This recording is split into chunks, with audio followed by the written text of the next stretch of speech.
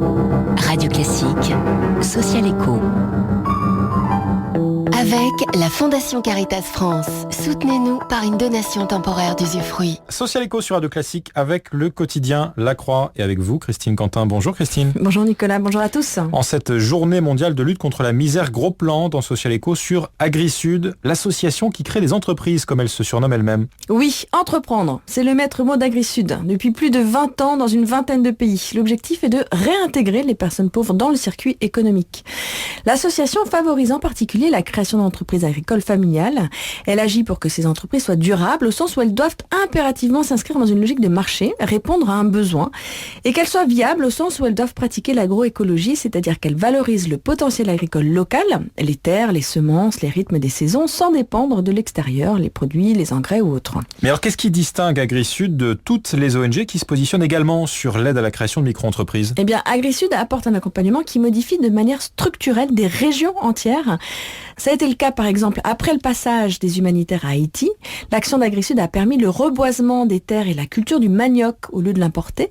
Les projets d'AgriSud durent 2, 4, 5 ans, accompagnent jusqu'à 3000 familles, depuis la formation jusqu'à l'acquisition du foncier, le travail du sol, l'accompagnement technique et la vente des produits, voire la création de filières.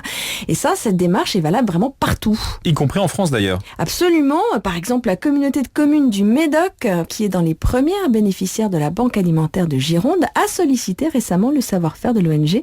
C'est une région dans laquelle il y a de la pauvreté, mais aussi du foncier, et une demande locale non satisfaite pour des produits maraîchers. Le projet s'appelle la Ruche du Médoc. Il devrait permettre de réduire une partie des importations de fruits et de légumes, tout en recréant des filières et des emplois. Et c'est grâce à ce type de sollicitation communauté de communes qu'AgriSud se développe ? Oui, en répondant à des appels d'offres de bailleurs de fonds institutionnels comme l'Agence française du développement ou l'Union européenne. Son budget consolidé est de 7 millions d'euros.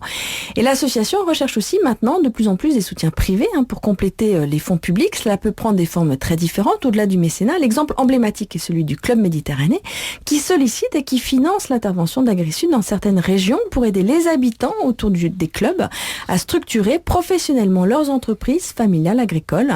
Cela génère de la richesse sur place, une filière de produits maraîchers de qualité et de produits qui plaisent aux clients du club.